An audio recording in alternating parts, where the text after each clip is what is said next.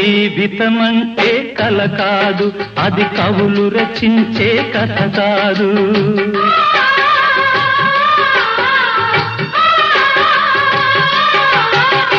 జీవితమంటే కల కాదు, అది కవులు రచించే కథ కాదు.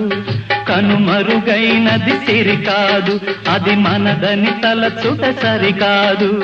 కుడి ఎడమైతే పొరపాటు లేదను నానుడి సత్యం కాదు, ఇది అందరికి అర్థం కాదు. ఓ